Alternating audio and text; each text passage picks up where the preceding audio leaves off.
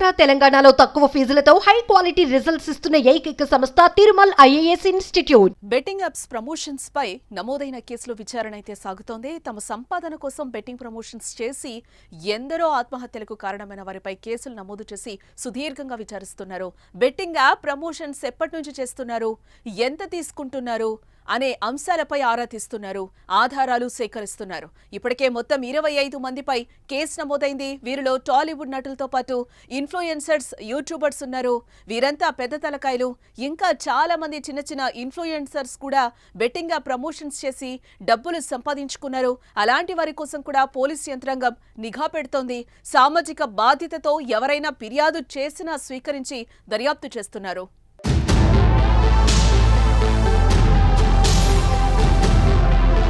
Case విచారణలో భాగంగా TV anchor Vishnupriya, social media influencer Rithu చౌదరిలను పంజాగుట్ట పోలీసులు గురువారం విచారించారు. విష్ణుప్రియను 11 గంటల పాటు విచారించగా రీతూ చౌదరి విచారణ 5:30 గంటలకు పైగా విచారించి ప్రశ్నల వర్షం కురిపించారు పోలీసులు.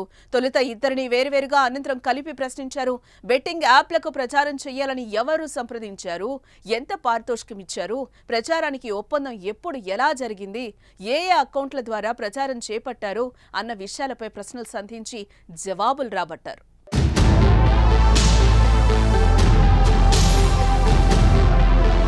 పోలీస్ విచారణలో విష్ణుప్రియ తన తప్పునొప్పుకున్నారు. బెట్టింగ్ ప్రమోషన్ చేసినట్టు ఆమె అంగీకరించినా ఎన్ని యాప్లకు ప్రచారం చేశారన్న దానిపై ఆమె క్లారిటీ ఇవ్వలేదు.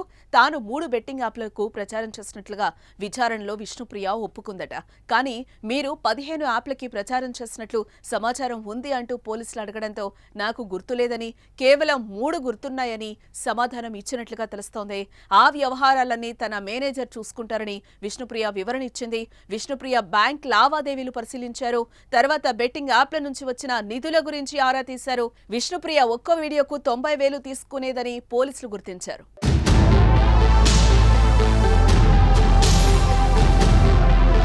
విష్ణుప్రియ విచారణ సమయంలోనే రీతూ చౌదరి సైతం విచారణకు హాజరైంది. తొలుత ఈమెను ఒంటరిగా విచారించిన పోలీసులు ఆ తర్వాత విష్ణుప్రియతో కలిపి ప్రశ్నించారు. బ్యాంకు లావాదేవీల వివరాలు, బెట్టింగ్ యాప్లకు ప్రచారం చేసినందుకు ఎంత ఆదాయం వచ్చిందనే విషయమై వారిద్దరిని అడిగినట్లుగా తెలిసిందే. విష్ణుప్రియ చెప్తేనే తాను ప్రమోషన్స్ చేశానని, ప్రమోషన్స్ ఎలా చేయాలో కూడా ఆమెనే తనకు నేర్పించిందని పోలీసులకు చెప్పినట్టుగా సమాచారం. సుదీర్ఘ విచారణ అనంతరం రాత్రి 9:25 స్టేషన్ నుంచి పంపించారు. మరోవైపు యాప్ ప్రమోషన్ ద్వారా వచ్చిన డబ్బుల వివరాలను కూడా పోలీసులు సేకరిస్తున్నారు. బెట్టింగ్ యాప్ల ద్వారా వచ్చిన మొత్తం డబ్బుకి సంబంధించి బ్యాంక్ అకౌంట్ స్టేట్మెంట్ వివరాలను కూడా పోలీసులు అడిగారట. మరోసారి విచారణకు హాజరైతే అప్పుడు పూర్తి బ్యాంక్ స్టేట్మెంట్స్ తీసుకురావాలని విష్ణుప్రియకు చెప్పినట్టుగా తెలుస్తోంది. ఈ నెల 25న వారిని మరోసారి విచారణకు రావాలని నోటీసులు ఇచ్చారు పోలీసులు.